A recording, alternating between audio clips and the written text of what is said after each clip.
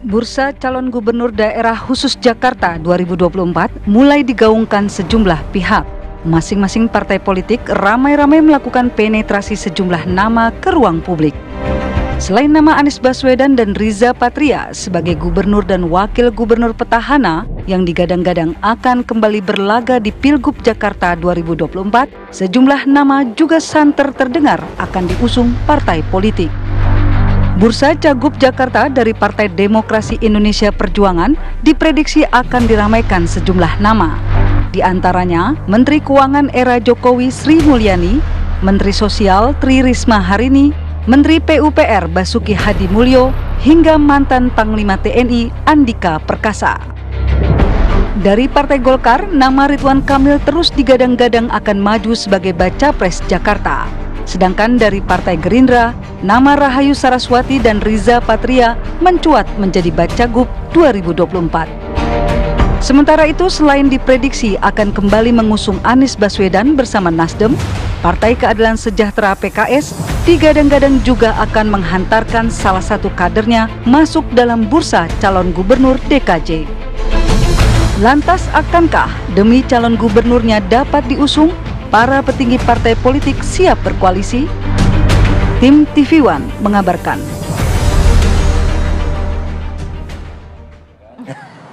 Melulu gitu kan. Ya, sejumlah nama ini sudah mencuat ke permukaan, nampaknya bertabur bintang dalam Pilkada Gubernur DKI Jakarta tahun 2024. Ada yang pernah juga mencalonkan presiden, ada juga yang mantan menteri, ada juga yang mantan Panglima TNI. Ya. Nampaknya banyak sekali ya, Pi ya. Ini siapa nih yang adu kuat nih kayaknya nih? Siapa yang berhasil nantinya untuk menempati posisi pertama di DKI Jakarta? Sampai kita tanya juga seleranya warga Jakarta ini siapa sebetulnya? Kadang-kadang kan seleranya, tapi kadang-kadang seleranya elit juga. Kalau nggak ada approval dari elit, bisa maju nggak nih, dapat tiket nggak nih? Cerdas sekali nih kalimatnya, cerdas sekali. Oke, kita akan membahas hal ini dengan narasumber yang sudah hadir di studio. Sudah ada Bang Habibur Rahman. Belum lengkap ya narasumber kita nih ya. Kita masih menantikan ya, tapi mulai dulu boleh ya? Boleh. Sudah ada Bang Habibur Rahman, Wakil Ketua Umum Partai Gerindra. Selamat pagi Bang Habib. Waalaikumsalam, dari Jakarta Timur. Dari Jakarta Timur. Gak lupa Jakarta Timur. Om Dewan. Kan Aileen Rahmidiani kan dia atasnya biru, bawahnya kuning. Iya. Abang kan Gerindra ya, bajunya hijau Bang. Ini baju dibagi-bagi kemarin. Kirain Om Dewan. Om Dewan bisa. Hijau gitu ya. Selanjutnya juga ada Mas Pangi Syarwi Caniago, analis politik Foxpol Research and Consulting. Selamat pagi Mas Pagi Mbak Rati. Kalau ini nggak ada kode ya, soalnya ada. bajunya hitam netral. Om Dewan. Kita masih menunggu nih beberapa narasumber kita lainnya. Ada Bang Gilbert Simanjuntak, politikus PDI Perjuangan, lalu Pipin Sofyan ya, politikus dari PKS. Kabarnya sih sudah dekat dengan studio kita pada pagi hari ini. Tapi nggak apa-apa, kita mulai saja dulu ya. Kita mulai ya, Bang Habib. Ini nama-nama sudah mencuat ke permukaan. Kalau dari Gerindra sendiri, apakah memang akan mengusung nama-nama yang sudah dikenal publik atau ada elemen of surprise dalam Pilkada DKI ini? Ada nama-nama yang belum pernah kita dengar? Ya, bisa jadi dua-duanya ya, masih sama-sama mungkin terjadi. Tapi pertama yang perlu digarisbawahi, Partai Gerindra di Jakarta itu tidak cukup untuk mencalonkan sendiri. Harus koalisi ya. Harus koalisi dengan partai lain. Karena itu keputusan kami pastilah tergantung dengan apa yang akan diputus oleh partai-partai lain. Tidak bisa sekonyong-konyong kami tentukan calon gubernur siapa, calon wakil gubernur siapa. Kami harus membangun komunikasi terutama dengan teman-teman yang kemarin ikut memenangkan Pak Prabowo. Sudah ada komunikasi? Koalisi 02 masih ini Bang? Ya, terutama ya, tapi juga tidak menutup pintu untuk rekan-rekan partai politik lainnya. Jadi itu kan kadang-kadang ada yang sudah dapat misalnya surat tugas, tapi kan belum berlaku kalau belum lengkap, belum memenuhi kuota gitu. Jadi kita lihat, kami kader tentu nggak kurang, Partai Gerindra ya. Banyaklah yang anak Jakarta ya. Habibur Rahman anak Jakarta dia. Kalau saya kebetulan saya sudah katakan kita berjuang di DPR setengah mati Pak. Kita sudah dapat DPR di tangan, jangan dilepas. Sebenarnya belum jelas gitu loh. Ya. Ditawarin nggak mau Bang Habib, gimana sih Bang? Ada anak-anak muda juga di internal kami ya yang memang ya kalau dicoba pasti kompetitif. Tapi punya sosok yang memang tabungan atau investasi elektabilitasnya itu cukup memadai nggak sih dari Gerindra untuk Jakarta ini gitu? Ya pasti. Gerindra. Ya kalau orangnya nggak saya buka sekarang, tapi gambarannya ya dia mungkin sekarang ada di DPR, ya. Kemudian anak muda, ya. Mungkin di bawah 55 tahun lah, 40 tahun, di bawah 40 lah, 40 sedikit, level sedikit, ya kan. Ada juga. Ciri-cirinya udah disebut tuh, spill tuh. Macam-macam lah ya. 2-3 orang sih kalau menurut saya ada gitu kan ya. Dan itu kalau saya kemarin kan halal bihalal keliling 10 kecamatan di Jakarta Timur. Banyak juga aspirasi ke yang saya sebut tadi gitu kan. Oh, si ini aja nih. Orangnya good looking dan lain sebagainya, bagus, pinter, walaupun bukan dapil Jakarta. Tapi dia anak Jakarta gitu kan. Nah, itu ada juga gitu loh. Tapi tidak menutup kemungkinan Partai Gerindra ini mendukung kader partai lain. Tidak menutup kemungkinan. Kader partai lain untuk calon gubernurnya. Iya, apakah calon wakil gubernurnya mungkin dari Gerindra, begitu? Iya, begitu juga gitu loh. Calon wakil gubernurnya juga tidak menutup kemungkinan kami mendukung calon gubernur, wakil gubernur dari partai lain. Ya, itu masih terbuka semua. Jadi peluang masih terbuka ya. Saya mau ke Mas Ipang. Mas Ipang, kalau melihat kan nama-namanya sudah muncul ke publik begitu ya, Ridwan Kamil, bahkan Anies Baswedan versus Ahok kabarnya, kemudian juga Andika Perkasa dan lain sebagainya. Bu Sri Mulyani, Bu Risma. Ini kira-kira siapa sih yang paling berpeluang nantinya dipilih-pilih oleh partai politik untuk maju dalam pilkup? Iya, pertama begini Mbak Rati. Meskipun nih, saya ingatkan lagi, belum ada survei loh ya setelah ini ya. Iya. Karena gini, penting harusnya ada survei dulu ya. Kalau dari nama-nama santer yang tadi masuk dalam radar ya, itu kan memang nama-nama yang populis selama ini, termasuk Ridwan Kamil, kemudian Bu Risma, udah lama nama-nama ini, Bu Sri Mulyani, termasuk misalnya ada kadernya Bang Habib gitu ya, Reza Patria dari Gerindra. Ara juga kabarnya. Ya, ada Ara dan seterusnya, termasuk nama-nama seperti Bu Airin ya, dan banyak nama-nama yang sudah mulai muncul. Nah, pertanyaannya apakah mereka akan menjadi lawan tanding yang cukup sebanding untuk melawan kalau misalnya Pak Anies maju? Kan ada dua mazhab sekarang, pendekatan masyarakat. Mazhab pertama mengatakan masyarakat Pak Anies nggak mungkin turun level.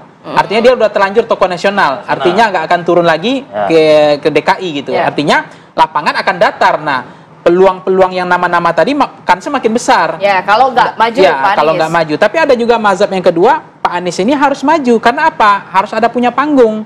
Supaya lampunya nggak redup. Ada apalagi sebagai gubernur, tentu dia punya program, dia tetap akan, walaupun ini DKJ ya, bukan lagi DKI. Masih berkilau, masih bercahaya. Tetap di sini kan jadi seksi. Karena ini DKI ini santer sebagai epicentrum etalase politik nasional. Tetap saja media di sini menyorot. Pusat ekonomi tetap di DKI. Artinya, kalau Pak Anies masih punya panggung, punya program, disorot oleh media, tentu dia akan tetap menjaga ritme popularitas, elektabilitas, dan akseptabilitasnya.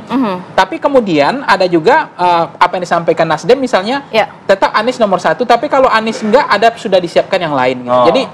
Jadi ini nama-nama seperti ini akan muncul. Yang ketiga adalah, kalau di approval ratingnya Pak Anies, walaupun survei itu, saya pernah survei itu, kepuasan Pak Anies itu memang sudah di atas 50%. Dia sudah hampir 60, elektabilitasnya ya, bukan kepuasan ya. Kalau kepuasan udah 80-70%. Nah, artinya kalau Anies maju, simulasi pertama ketika Anies maju, mungkin agak bersusah payah partai untuk menyiapkan lawan tanding yang selevel melawan Anies. Kalau Ahok katanya Anies versus Ahok? Bisa juga, itu juga menjadi simulasi kan, apakah kedua ini akan bertarung kembali atau akan berpasangan. Karena ada dua kemungkinan simulasi, gitu ya? Tetapi banyak juga mengatakan ini bagus untuk Indonesia ke depan, tapi ada juga ini terlalu berat effortnya untuk identitas, terlalu berat masalah lalunya. Jadi terulang lagi ya. Nah, ini yang terulang lagi nggak mau. Nah, persoalannya untuk DKI Jakarta, saya mencermati dari fenomena-fenomena yang ada ini mirip dengan Jawa Timur, yang namanya Ibu Khofifah. Ketika Pak Anies maju, partai-partai menurut dugaan saya akan lebih banyak untuk mau bersanding bersama Anies. Jadi partai akan mengusungkan nama, menyodorkan 3 nama sebagai wakil gubernurnya Anies, bukan menjadi lawan tanding untuk menyiapkan lawan tanding yang bisa menyiapkan lawan untuk melawan Anies. Kalau Anies di DKI Jakarta itu nanti jadi maju begitu, artinya dia akan menjadi gula ya? Iya, semua akan merapat. Partai akan merapat dan partai akan berupaya menyodorkan wakilnya. Nah, tetapi ada juga kemungkinan seperti apakah betul ada mau partai mengusung Pak Anies, itu kan juga problematik. Jangan-jangan nggak ada partai yang mau mengusung kan itu. Tapi kalau ada yang mengusung, Pak Anies juga mengatakan kalau jadi menteri oke. Tapi kan nggak ada juga sinyal mau jadi menteri. Kalaupun jadi menteri ada kemungkinan di resapel kan? Tapi kalau jadi kepala daerah nggak mungkin di-reshuffle. Jadi pertimbangan-pertimbangan ini makanya saya lihat statementnya Pak Anies sejauh ini belum pernah ada sinyal alarm atau sense of politiknya dia menolak pilkada DKI kan? Belum pernah kan?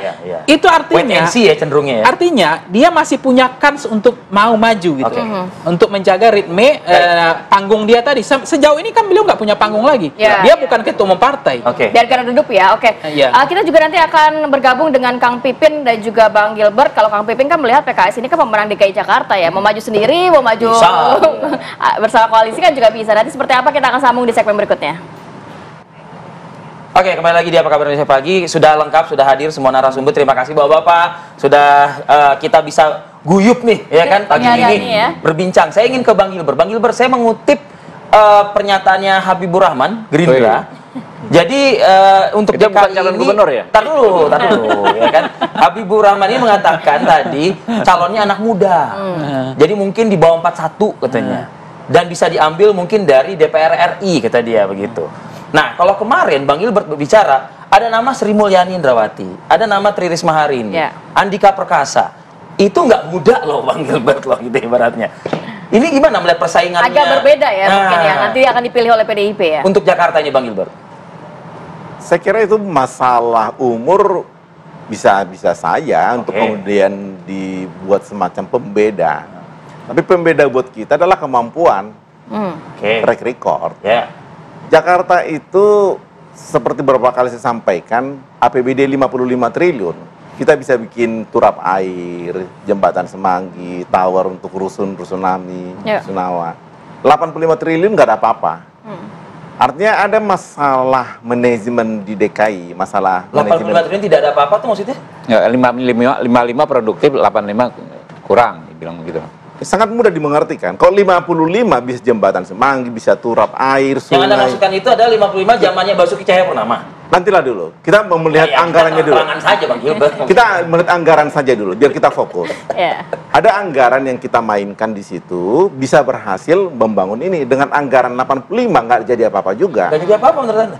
Artinya kita harus memilih orang yang mampu. Masa nggak jadi apa-apa Bang? Masih ada beberapa. Saya mau menjawab masalah usia tadi. Artinya kita mesti mencari orang yang mampu memanage anggaran ini. Kalau enggak, buat apa kita majukan anak muda tapi nggak bisa kerja? Makanya kita kemudian mencari orang yang bisa kerja. Dari mana taunya? Ya track record. Gitu. Karena ada Basuki Menteri. Basuki Hadi Mulyo. Jadi bukannya mudah buat PDI Perjuangan mencari kandidat buat DKI.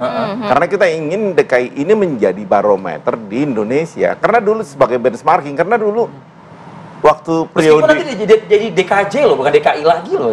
Ya sekarang masih DKI lah. Masih DKI. Kan baru berlaku kalau ada PP kan, peraturan pemerintah. Ini kan belum. Masih DKI. Oh nanti DKJ ya DKJ. Tapi kan... Tahapannya sudah sejauh mana Bang? Apakah juga kan kabarnya akan diumumkan pas Rakernas kan? Ya. Nah, sudah sejauh mana tahapannya dan juga sudah adakah komunikasi dengan partai politik lainnya nanti? Partai politik lain sangat memungkinkan dan memang kita nggak mungkin kita buka kartu di sini dengan siapa saja ya. Spill dikit aja Bang. Spill dikit aja ya, dengan PKS juga kita komunikasi baik kok. Dengan Gerindra juga. Jadi dengan semua kita... Dengan PKS komunikasi baik? Sangat baik. Tapi barusan bedain 55 sama 85 aja kayak komunikasi akan menjadi tidak baik lagi nanti. Oh enggak. Kemarin datang di halal lebih halal. Itu masalah angka, masalah angka.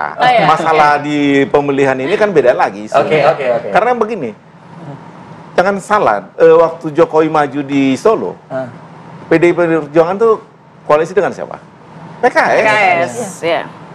Jadi bukan hal baru buat kita. Waktu Nurdin Abdullah di Sulawesi Selatan dengan siapa? Itu pun juga dengan PKS. Masih banyak lagi. Saya hanya kasih nama-nama yang lebih mudah diingat oleh orang. Tapi banyak. Oke, Bang Pipin kalau gitu, mungkinkah melupakan Anies Baswedan untuk pemilihan DKI Jakarta? Atau nama-nama internal ada 3 yang mencuat ya? Ya, sekarang mungkin nambah ada 4 orang ya. Yang pertama memang Pak Sohibul Iman, mantan Presiden PKS. Beliau memang seorang teknokrat, alumni Jepang, mantan rektor juga, dan punya prestasi yang luar biasa memimpin PKS. Yang kedua adalah Dr. Mardhani Alisera. Saya kira kita tahu dulu sempat Sandi Mardhani, cuma beliau berkorban tidak menjadi calon, akhirnya menjadi ketua tim pemenangan dan berhasil memenangkan Anies Sandi waktu itu. dan saat ini juga salah satu calon anggota dewan terpilih dengan suara terbanyak. Salah satu di Jakarta. Yang ketiga adalah Pak Hairudin. Beliau adalah Ketua DPW DKI Jakarta yang memimpin sukses untuk mengembalikan PKS sebagai pemenang pileg di DKI Jakarta. Yang ketiga, yang keempat ada seorang sosok yang dulu di PKS jarang sekali ada selebriti ya. Ada seorang namanya Igo Ilham. Beliau jadi Ustadz Igo Ilham ini adalah orang Betawi, keluarga hidup di Betawi dan kemudian punya sejarah yang paham di DKI. Saya kira 2 periode dulu ya, 2004-2014 sebagai anggota DPRD di DKI Jakarta. Dan beliau juga sangat paham tentang kondisi Jakarta. Jadi kami ada 4 itu masih penjaringan di internal. Tapi saya apresiasi pagi ini Bang Ipang ya, cuman PKS saja yang terang-terangan menyebutkan nama ya, lengkap dengan predikatnya begitu. PDI Perjuangan, Gerindra ini malu-malu pagi ini nggak menyebut nama. Karena DPP mereka sudah memutuskan. Kita kan dulu. Habis nonton bola takut offside gitu. Jadi bagi kita nama-nama itu memang dari bawah. Jadi PKS ini jarang yang ujuk-ujuk, yang tiba-tiba. Karena kami menghargai respect terhadap struktur dan kader pengurus dari bawah yang sudah mengusulkan ke atas. Jadi memang jarang di PKS itu tiba-tiba misalnya DPW PKS mengumumkan si A tapi di bawah tidak menyerap aspirasi. Ya. Itu aspirasi dari bawah tuh 4 nama itu aja, Kang. Betul. Jadi 4 nama itu memang dari kader. Ini dari kader nih. Kita baru ngomongin dari kader internal karena bagaimanapun setiap partai politik tentu ingin mengusung kadernya menjadi calon kepala daerah. Nah, yang kedua dari eksternal juga masuk nama-nama. Ya tentu Pak Anies Baswedan salah satunya. Yang tertinggi mungkin. Ya kita tidak bisa menafikan bahwa Jakarta maju, kotanya bahagia, warganya. Kemarin Pak Anies berhasil memimpin. Kami waktu itu dalam pembahasan memang tidak memasukkan Pak Anies dari bawah itu karena kami berpikirnya Pak Anies ini presiden. Sudah skala nasional. Skala nasional. Maka waktu itu makomnya tidak nasional gitu ya. Makomnya nasional. Jadi sehingga tapi tadi kata Mas Ipang masih banyak yang cinta juga sama Pak Anies di betul, kita harus akui itu. Makanya PKS tentu harus mendengarkan warga Jakarta. Kira-kira pilihannya ke siapa? Selain Pak Anies ada Pak Sudirman Said misalnya sebagai tokoh yang saat ini juga mulai muncul ya di DKI. Di Jawa Tengah aja Sudirman Said ganggu loh. Betul. Jadi saya kira memang yang dibutuhkan oleh kita ada 2. Jadi PKS mencari 2 kriteria ini untuk Jakarta. Pertama adalah orang yang memiliki capacity to win, kemampuan untuk menang. Untuk kemampuan untuk menang ini memang akan dilihat siapa yang paling dicintai oleh warganya. Siapa yang punya relawan, siapa yang punya tim, siapa yang punya akseptabilitas. Kira-kira partai lain ada nggak yang bisa? Jadi baik kader dari PKS maupun dari luar, dari tokoh seperti Pak Anies atau Pak Sudirman Said, maka kami akan dengarkan kira-kira karena PKS 18 kurang 4. Meskipun kami pemenang, kami ucapkan terima kasih kepada warga Jakarta yang sudah memilih PKS mayoritas dan kami akan gunakan kepercayaan itu Pilkada DKI. Ya, kita pastikan insya Allah mudah-mudahan salah satunya kader PKS. Kalau bagi gubernur maupun wakil gubernur. Jadi capacity to win ini memang kita dengarkan, lihat elektabilitas, lihat akseptabilitas. Kira-kira partai-partai lain ikut mendukung tidak? Kalau PKS nggak mau ambil pusing, capresnya Anies, wakilnya Mardhani Alisera kalau gitu. Ya, kan kita juga harus ngobrol sama partai lain. Apakah partai lain setuju nggak dengan Pak Mardhani? Ngobrol aja dengan PDIP dan Gerindra pagi ini coba mungkin. Kami ini kan bukan pengambil keputusan. Jadi, kalau saya Bang Habibur Rahman, besar nggak ngelihatnya Bang?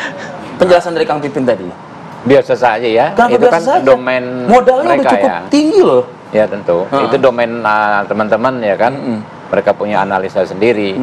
Cuma kalau DKI ya sepanjang yang saya lihat selama ini selalu ada elemen of surprise.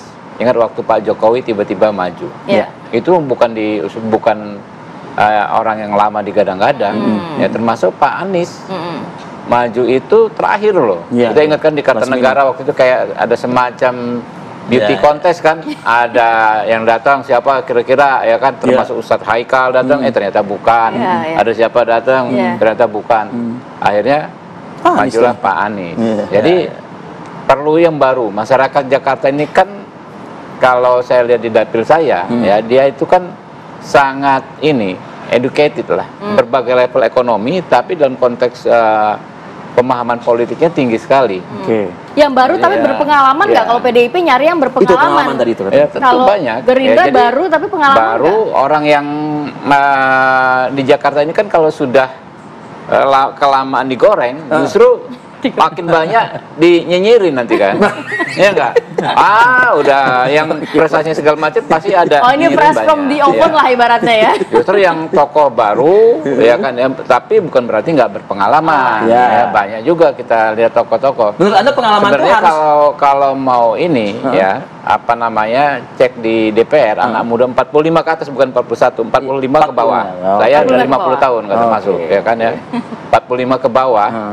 Itu banyak karena DPR itu kan pusatnya apa namanya, bukan pusatnya orang yang menguasai masalah. Kenapa? Dia kan ada 11 komisi di DPR, masing-masing bicara teknis di komisi, fungsi legislasi, budget, kontrol, kan? Yang hukum bidang hukum ya kan, yang bidang perkotaan ada juga, infrastruktur ada gitu. Dan tiap hari itu kita kalau di rapat, kalau di komisi itu kan bicara hal teknis. Tapi yang saya tangkap nih Bang Habib, kalau menurut Bang Gilbert itu kalau berpengalaman itu tuh kayaknya di ranah eksekutif ya, bukan di legislatifnya begitu. Ya apapun, justru dengan di legislatif bisa melihat yang lebih luas. Karena kami ini kan pengawas eksekutif. Ya kan, kayak Mbak Gilbert sendiri, beliau di legislatif tentu lebih paham, mengerti banyak masalah pelaksanaan tugas di bidang eksekutif. Karena itulah kemudian dia mengusulkan PDI Perjuangan untuk DKI Jakarta adalah eksekutif begitu Bang. Bukan. Saya katakan kita di legislatif ini bisa melihat lebih lengkap ya persoalan-persoalan di eksekutif, karena kami ini pengawas. Ya, jadi orang yang matang di legislatif dipastikan juga bisa menguasai eksekutif. Tugas Bang Gilbert, tahan dulu, kita jeda dulu ya Bang ya, nanti ke Abang langsung nih Bang. Kami akan kembali satu lagi. Emang kalau dibocor. Kembali lagi di Apa Kabar Indonesia Pagi. Bang Gilbert, menyambung pernyataan beberapa narasumber lainnya tadi ya Bang Gilbert ya. Artinya gini, PDI Perjuangan juga nggak bisa mengusulkan seorang diri. Bahkan yang tertinggi di DPRD DKI Jakarta aja butuh juga sokongan dari lintas fraksi begitu Bang Gilbert. Ini kalau kira-kira PDIP bisa mengusung nama-nama yang sudah ditawarkan kepada publik itu, kepada siapa nanti akan merapat untuk lintas fraksi di DPRD-nya ini mengusulkan calon gubernur DKI Jakarta? Kalau pengumuman atau pendaftaran ke KPU ini masih menggunakan data lama, artinya yang baru belum dilantik, PDI Perjuangan bisa bawa calon sendiri. Masih bisa? Masih bisa. Tapi kalau kemudian sudah dilantik, tentu itu yang berlaku. KPU kan, KPUD DKI Jakarta masih menggodok saat ini kan? Ya, jadi artinya PKPU-nya memang pemilu terakhir ya. Akhirnya. Tapi kalau belum dilantik, bagaimana mau disahkan kan? Bukan, dasar penentuan pengajuan itu adalah pemilu terakhir. Pemilu terakhir, tapi kan kalau belum disahkan, itu maksud saya. Kalau sah ya pakai, kalau belum sah ya belum dipakai kan. Nah masalahnya kembali lagi, nah sekarang sebenarnya walaupun kita mampu, tetap dari awal kita sudah berpikir untuk koalisi. Karena Jakarta bukan persoalan yang mudah. Kalau saya lebih melihat calonnya gubernur itu sebenarnya lebih baik perempuan. Orang suka korupsi. Lebih bagus, saya serius. Makanya kasir-kasir banyak perempuan ya. Karena perempuan itu hanya butuh penghargaan, kemudian kasih sayang. Pagi ini soalnya biar agak seger. Habis tegang banget kan. Udah kayak Mas Pacul nih. Jadi ngayun-ngayun Mbak Rati nih. Iya. Jadi Bang, berarti kemana dong berarti? Sri Mulyani? Itu kan hanya jok pagi saja. Oke. Kalau saya bilang kasih tayang kan agak berat. Tapi sebetulnya begini, dengan pertanyaan saya saja, terus ada semacam kayak dikotomi yang berbeda, atau persepsi yang berbeda antara PKS dengan PDIP, kayaknya nggak akan kelintas ke PKS ya? Sepertinya Bang Gilbert. Tidak tertutup kemungkinan, karena kemudian kembali, ini platformnya ketemu nggak? Dasar pemikirannya ketemu nggak? Bahwa kita mau membuat Jakarta ini lebih baik.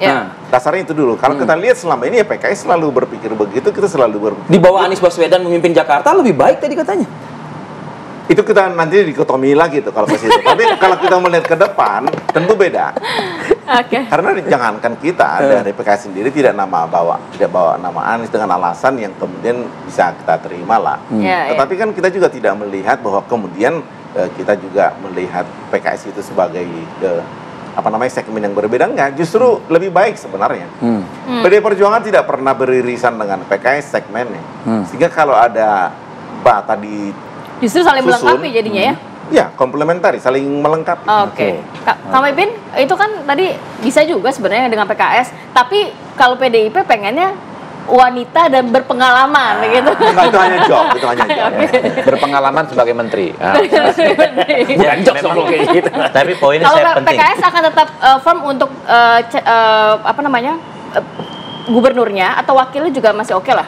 Ya kami akan berhitung ya, karena bagaimanapun tadi dua syarat itu capacity to win dan capacity to govern. Jadi kemampuan untuk menang, kita akan lihat siapa yang berpotensi menang, lebih besarnya siapa, laki-laki atau perempuan, tentu kita hitung. Yang kedua adalah kemampuan untuk memerintah, membangun Jakartanya. Jadi kita ingin gini, setiap hajatan politik itu kita tidak menginginkan hanya orang yang populer, punya elektabilitas tinggi, tetapi tidak bisa kerja. Ini bahaya. Karena yang saya selalu sebut, yang kita khawatirkan dari proses demokrasi itu apa sih? Defisit demokrasinya itu. Biaya besar, orang fokus, harapan juga besar terhadap pemimpin itu, ternyata tidak bisa kerja. Nah, kita ingin yang pasti-pasti saja. Makanya rekam jejak itu penting, prestasi, kinerja itu penting. Mari kita akan melihat apakah memang Pak Anies masih diinginkan, dan kemudian mitra koalisi kita juga ayo, apakah juga kemarin kita ketemu dengan Nasdem, PKB juga membahas tentang siapa calon yang akan kita usung, apakah nanti koalisi perubahan dari nasional itu kita kemarin memang kalah, tapi kemudian kita bisa memenangkan Jakarta, itu juga dalam pembahasan, termasuk ya kami wajar lah kalau dari PKS menghendaki salah satunya bisa gubernur atau wakilnya adalah dari PKS. Karena kami yakin, karena kepercayaan mayoritas rakyat Indonesia, bukan mayoritas mungkin, paling besar di DKI saat ini adalah dari PKS. Maka kami akan gunakan kesempatan kepercayaan yang diberikan oleh warga Jakarta untuk bisa memimpin di eksekutif. Legislatifnya menjadi ketua DPRD, semoga gubernur atau wakil gubernurnya juga dari PKS. Saya kira rekam jejak itu penting loh. Sangat penting rekam jejak.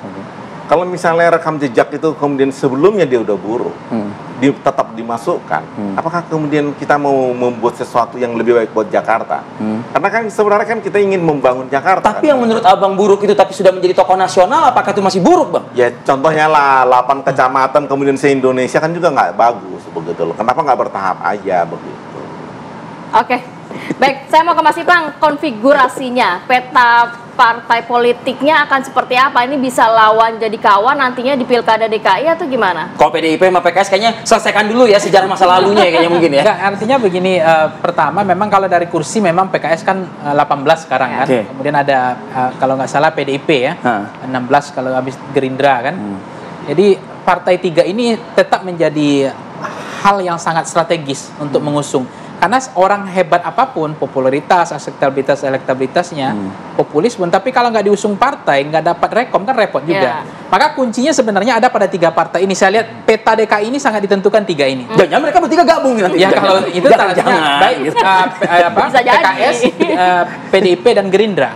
Itu menjadi hal kunci ya, kuncian untuk siapa yang mau diusung. Jadi artinya selera yang dihadapkan kayak orang Jakarta nanti ibarat menu variannya. Itu tergantung orang bertiga ini yang meraciknya gitu. 3 partai ini mana yang mau nah, pemilih masyarakat dalam konteks demokrasi one food Vox Populi Vox Dei itu kan mereka memilih apa yang disediakan menunya oleh partai ini. Nah, kalau mereka salah meracik menunya, maksudnya kualitasnya tidak sesuai dengan selera, ya itu kan problematik juga. Split ticket votingnya kan antara selera elit grassroots dengan selera DPP ya, itu kan berbeda putusan. Nah, kalau gitu saya tanya ke Bang Ipang. Ya, dari yang sekian nama tadi, ciri-ciri atau spill tadi disebutkan, ini selera publik semua nggak kira-kira? Nah, kalau tadi saya lihat PKS kan mereka mencoba melihat 4 orang tadi itu? Ya, dari bawah kan. Artinya jangan sampai salah antara putusan DPP dengan grassroots itu. Kehendak rakyat. Karena apa? Supaya nggak split tiket voting. Itu yang dialami oleh PDIP ketika dengan Ahok kan. Ketika memutuskan ada Boy Sadikin waktu itu kan nggak diputuskan. Karena selera rakyat waktu itu Pak Ahok kan. Nah, itu kan diputuskan oleh DPP. Kalau enggak itu blunder bagi partai. Nah, PKS juga menyerap aspirasi itu. Jangan kemudian DPP memutuskan berbeda dengan kehendak rakyat.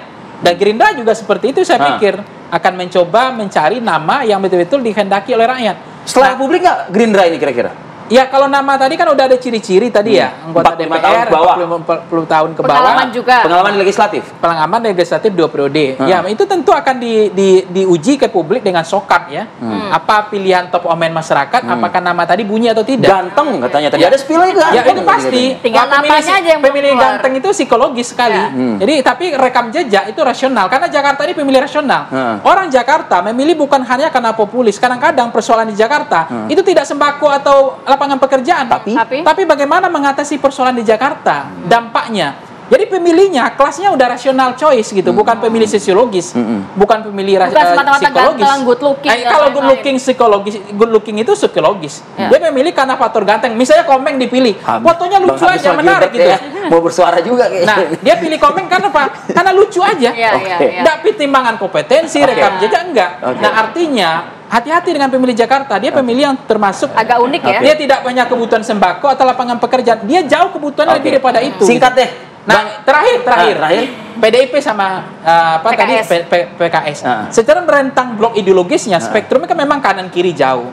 Tetapi pernah mereka bekerja sama dan berhasil. Nah, artinya kalau ini disatukan, itu kan blok nasionalis religius itu bagus. Tapi kan mereka harus selesaikan dulu lah sejarah yang masa lalunya itu diselesaikan dulu. Nah, jangan sampai dibunyi. Ini baru-baru awalnya ini 5585 disebutin lagi tadi itu. Ya, artinya menurut saya di dalam pilkada itu blok koalisi, kan koalisi itu dibentuk 3 hal. Pertama adalah persamaan ideologi. Yang kedua adalah programatik. Yang ketiga adalah official seeking, bagi-bagi kue kekuasaan dan kans menang, bandwagon effect. Saya pikir masih ada peluang untuk PDIP dan juga PKS begitu ya, untuk kansnya bentuk bergabung untuk mengusung salah satu presiden itu juga punya peluang. Sabar deh. Silakan, Bang. Saya tadi nggak bicara jenis kelamin, bukan ganteng ya. Saya bilang kan good looking. Good looking. Itu bisa cantik, bisa ganteng. Tapi yang jelas, kita juga nggak bisa terus mempertentangkan selera pasar, selera elit. Pemimpin partai politik itu bukan elit, Pak. Kami ini pelayan rakyat juga gitu loh. Kami ini juga lahir dari proses dari bawah juga. Jadi memang bukan itu, parameternya bukan itu. Selera elit dipertentangkan terus dengan selera elit grassroots. Seolah-olah DPP ini elit yang selalu berbeda dengan grassroots. Enggak kok. Kita ini pengen yang cari yang itu.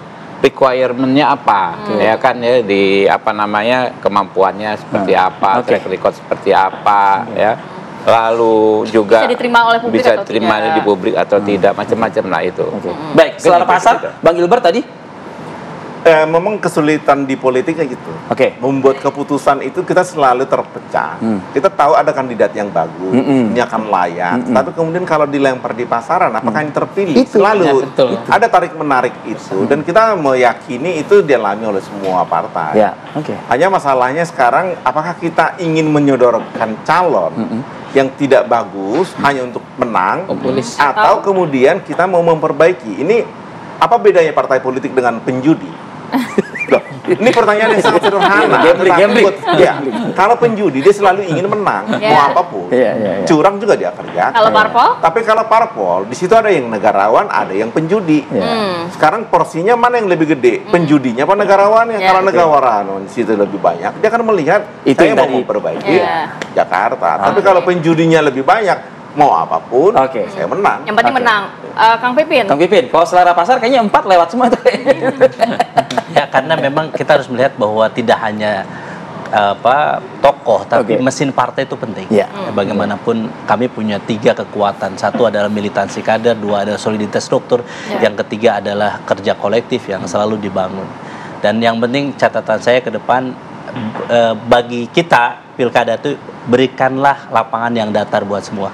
Semoga tidak ada lagi politisasi bansos dan politisasi aparat di pilkada ke depan. Siapapun soal kecurangan juga. Kita sejarah masa lalu yang nggak akan pernah terakhir. Kalau saya mengusulkan memang Gerindra itu mendukung anak muda yang baru, yang segar gitu. Seperti nama Budi Satrio ya, itu bagus.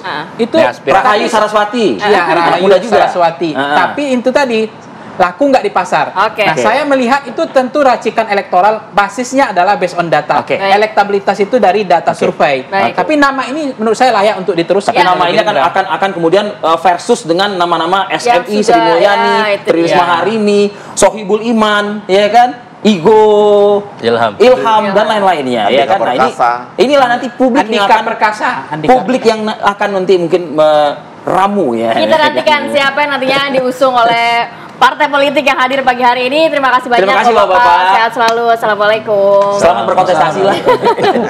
Oke, kita tinggalkan sejenak mengenai informasi itu. Kita akan hadirkan informasi dari Luwu bagaimana evakuasi banjir di sana. Sesaat lagi tetap bersama kami.